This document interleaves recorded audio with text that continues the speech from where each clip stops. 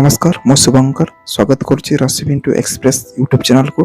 तो आज कहानी गरीब भाग्य प्रेम ना एक भिन्न प्रेम कहानी। तब चलते शुणा पूरा कहानी। मधुपुर ग्राम रमेश बोली जड़े पिला थाए।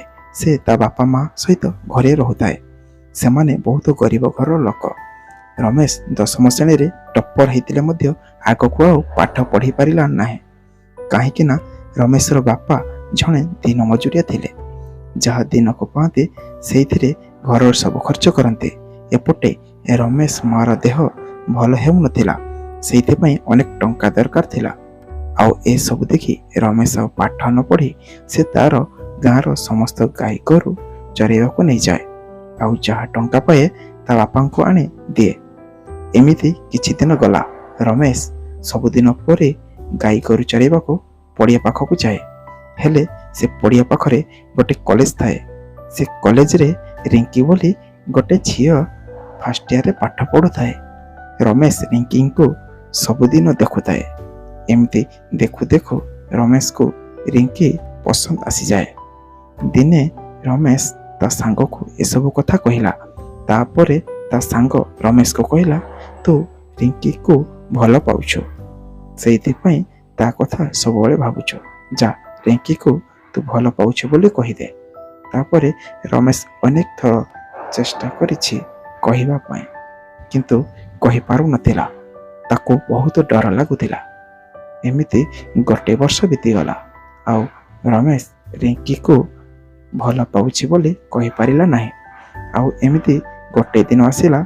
रमेश मन रे साहस रखी रिंकी को कॉलेज सामने भल पाउछि बोली कहिला। तापरे रिंकी रमेश को कहला तमे कौन पागल? मु किए जानिछ? मु पुणी भल पाइबी तुमको। ता छड़ा तमे गोटे गाई चराड़े दिन को केते टंका जे कमाओ सेतिरे पुणी मते भल पाउछ। सुन मु हेउछि धनीगर झियो। सबुठ भल हेबो तमे मते भूली जाओ। निज योग्यता देखि भल पाओ। ए सब सुनी सेठू सीधा रमेश घर को पड़गला। रमेश केबे भी आशा करि नथिला एमिति हेबो। तापरे रमेश घर छाड़ी बाहर को पड़ेला।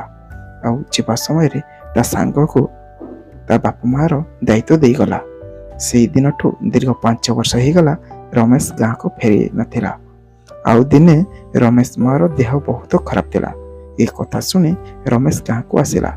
रमेश को देखी ता बापा माँ खुशी कहले न सरे। खाली सेतिकी नुहे ता माँ पुओ को देखी संपूर्ण सुस्थ हो गला। तापरे ता मार गोटे जी रमेश बाहागर देखिबो किंतु रमेश जीवन रे केबे भी बाहा हेबो नाही बोली शपथ नैथिला। सेइथि पई ता माँ कथारे राजी हेई नथाए। तापरे ता सांग ताको बहुत बुझाइबा परे से राजी हेइथिला। तापरे समान झियो देखिया को गले। आउ झियो घरे पहुंची कथबार्ता फाइनाल कले। आउ ठीक एतिके बेले रमेश आँखि झियो ऊपर पड़िला। आउ सीए जहाँ देखिला ता आँखि को विश्वास करि पाइ नथिला। काहेकि ना से झियो आउ केही नथिला। से झियो थिला रिंकी। तेणु रमेश संगे संगे कहला मु ए झियो को बाहा हे परिबि नाही। ए कथा सुनी झियोर बापा पचारिले कोन पई। आउ रमेश उत्तर रे कहला कारण मोर योग्यता नाही तुम झियो को बाहा हेबा पई। ता छड़ा मु गोटे गाई चराड़े हे तुम झियो को केमिति विवाह करिवे। ए कथा सुनी झियोर बापा कहले गाई चराड़ी सेते बेले थिलो हेले एबे तो तुमे गोटे कंपनीर मालिक। तापरे रमेश कहला हाँ मु एबे कंपनीर मालिक सत किंतु मु तुम झियो को भल पाइथिली टंका पैसा चेहरा देखि नुहे केवल ता मन को देखी। आज तुम झियो को पचार कौन से गोटे गाई चराड़ को बाहा हे परिबो? केबे नुहे आज्ञा। काहेकि ना तुम झियो मन देखि नुहे योग्यता देखि भल पाए। ए भली झियो भल पाइबा अर्थ बुझंती नाही। एमाने धनी गरीब देखि भल पाआंती। सुनले तो दर्शक बंधु रमेश आउ रिंकीर प्रेम कहानी। तेबे सतरी कौन रमेश रिंकी को बाहा हेबनी? तेबे कौन तांको दुहिंको मध्य घटिला शुणिबा आउ एक वीडियो रे। सेतेबेले पर्यंत विदाय नउछि रहुछि। नमस्कार जय जगन्नाथ। तेबे कहानीटी केमिति आपनको लागिला मते कमेंट करी निश्चय जणाइबे एवं वीडियोटी भल लागले शेयर